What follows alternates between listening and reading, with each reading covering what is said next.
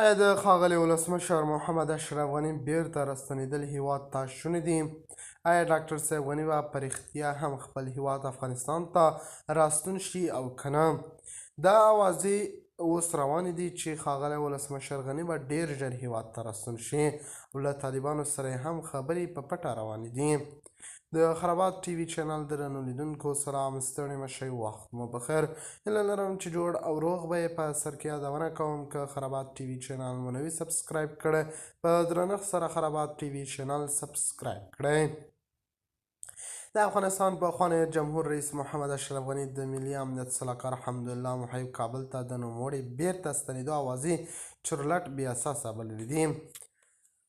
محب د دوشنبې په ورځ پر خپل ټویټر لیکلي چې جمهور رئیس غني د ټولو افغانانو لپاره پر یو داسې تلپاتې سولې باور لري او ورته ژمن دی چې ارزښتونه پکې تر پښو لاندې نشي.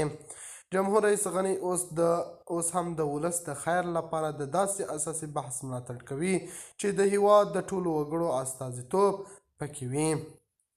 د راپورونو پر اساس حشمت غني په دې وروستیو کې په متحده عربي اماراتو کې له غني سره کتلي او تر هغه وروسته یې دا څرګندونې کړې دي.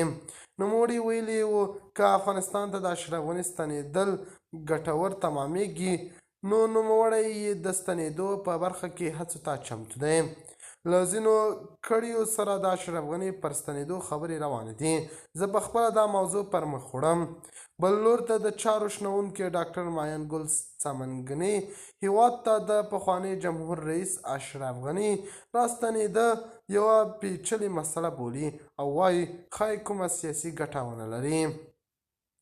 د سیاسي چارو شنونکی امین الله احساس بیا د پخواني جمهور رئیس محمد اشرف غني راستنېدنه لا هم یوه رسنیزه اوازې بولي، خو زیاتوي د افغانستان سیاسي وضعیت په کتو د هر څه امکان شته.